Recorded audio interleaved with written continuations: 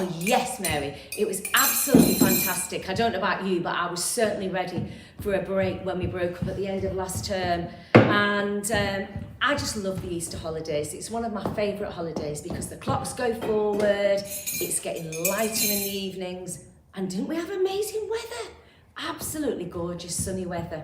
But the best thing for me was the fact that all my girls were home from university, and we had a lovely time together as a family, and then we had lots of nice chocolate. My favourite egg is actually the linked chocolate egg. That's what I had, a really nice big one, and really great. But also it was our silver wedding, and we went to the Lake District, and it was just fantastic. Fantastic food. And have you ever done anything for somebody and they just haven't noticed? You know, you might have done a job at home or maybe in the classroom, and it's just gone completely unnoticed. How did you feel? Why don't you stop the video and have a chat with your friends about what you did and what happened? How did you feel?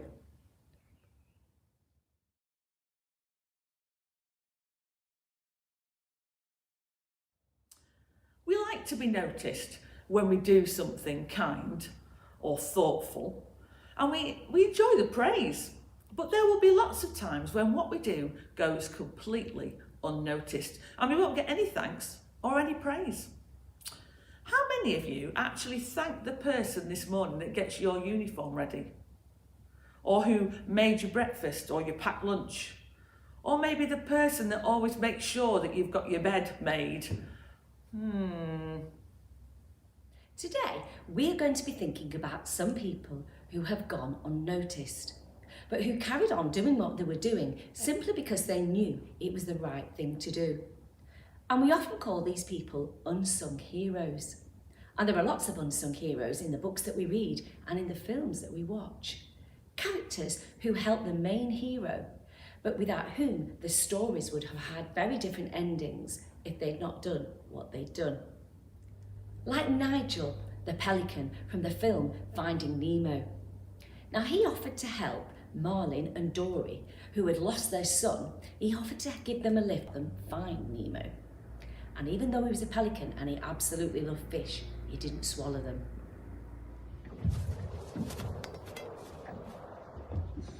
Okay, don't make any sudden moves. Hop inside my mouth if you want to live. Hop in your mouth, huh? And how does that make me live? Mine? Because I can take you to your son. Yeah, right. No, I know your son. He's orange. He's got a gimpy fin on one side. That's Nemo! Fasten your seatbelts!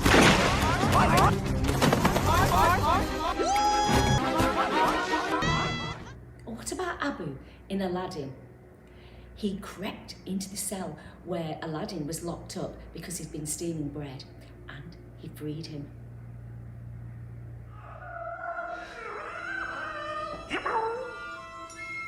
Abu, down here. Hey, come on, help me out of these.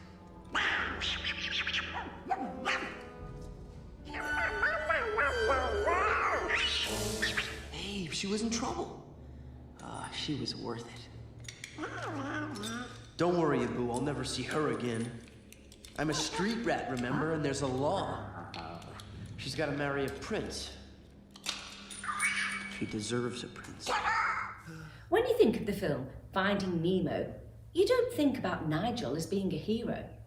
But actually, what Nigel did affected the outcome of the film and ultimately meant that Marlin and Dory were reunited with their son, Nemo. Now, can you think of any other unsung heroes?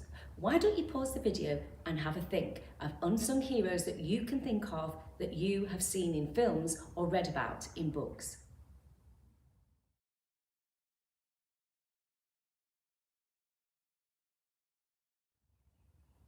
Now, history is full of unsung heroes. People who haven't always been noticed, even though they've done brave and courageous things, or they've done things that have made the world a better and fairer place, especially during the Second World War. Take unsung hero Otto Wight. Otto Veit owned a factory in Berlin that made brooms and brushes. Otto employed a lot of blind and deaf people in his factory, and he also fought to protect disabled Jews from being sent away. He used his workshop as a refuge for them to hide. Otto was arrested many times, but he carried on doing what he believed was right. Today, he has been recognised for what he did, and there is a museum to honour his name. Irene Sendler was another unsung hero. Irene was a Polish nurse who was a Christian. With the help of others, she smuggled about 2,500 Jewish children out of Warsaw to safety. She wrote down the names of all the children she rescued and recorded their details. Then she buried these records in jars under a tree in her garden, so that one day, when the war was over, the children might be reunited with their families. Even when Irene was tortured in prison, she remained silent. Her story was discovered by 3 American students who were studying for a school project, and in 1999 she was nominated for the Nobel Peace Prize and was honoured. Up to the time when she died at the age of 98, she insisted that she was not a hero and wished that she could have done more. One of my favourite films is a film called Hidden Figures, which is about a group of unsung heroes. It's based on a true story about 3 African American women whose work led to several breakthroughs in space travel. Their names were Dorothy Vaughan, Mary Jackson, and Katherine Johnson. We have liftoff. We all get there together, we don't get there at all. In the fight of our lives, people. My gals are ready. We can do the work. More than 50 million Americans watching. I got a warning light. Go find Catherine.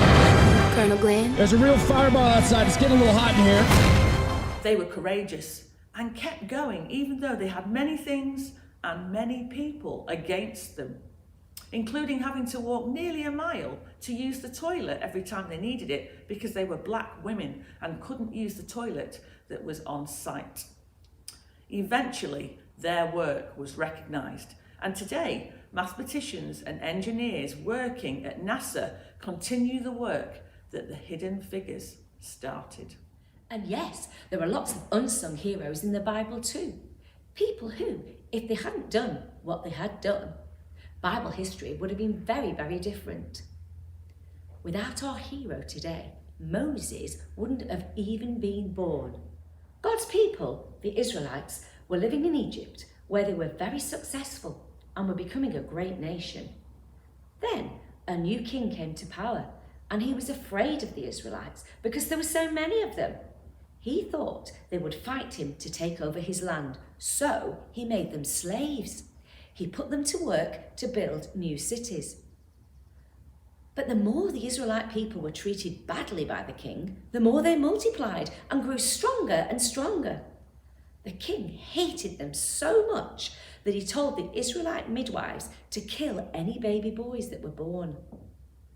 Shiphrah was an Israelite midwife, and so was Puah. They trusted God and didn't do what the king had asked, and so saved the lives of many baby boys. When the king saw that there were still baby boys being born, he asked the midwives about it.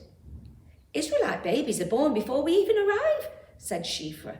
So God was very kind to Shiphrah and Puah and looked after them. However, when the king saw that baby boys were still being born, he gave the order that they were all to be thrown into the River Nile. One of the babies that Shiphrah saved belonged to a couple who tried their best to hide their baby away to protect him. The mother put her baby boy in a basket made from bulrushes and covered it with pitch to make it waterproof. She placed it in the reeds near the river and asked his sister to keep watch. She stood at a distance to see what would happen as the baby floated away down the river.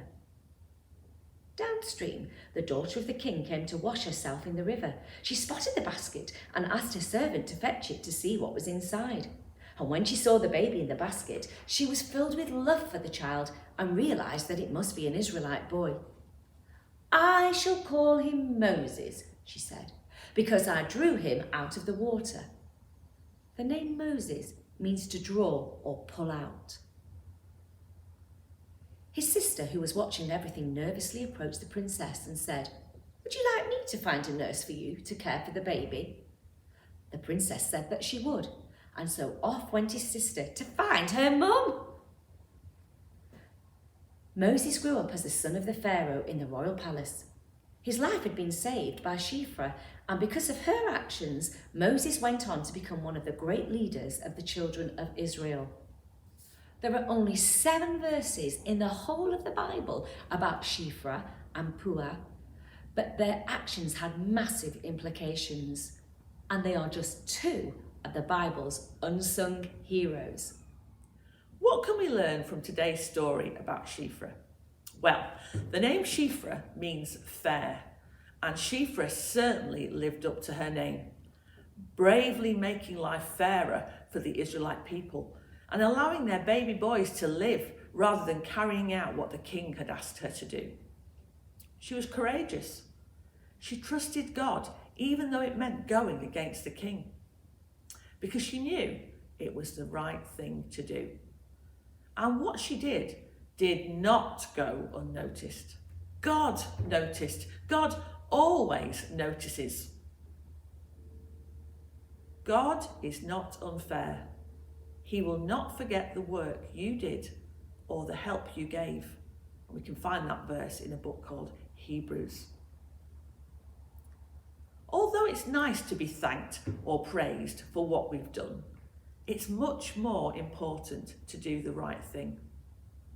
Her story and some of the other stories we've heard today should hopefully inspire us and give us the courage to do the right thing, whether we're noticed or not, and to make a difference in the world.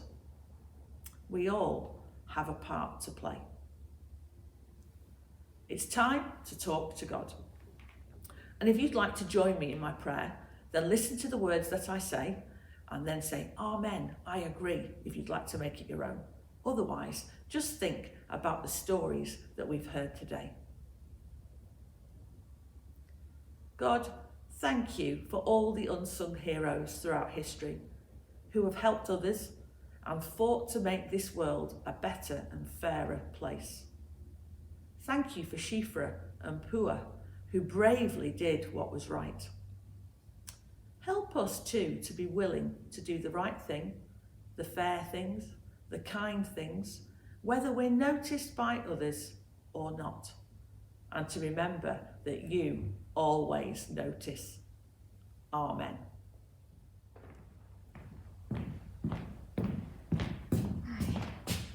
Ooh! Is this for me? Finally.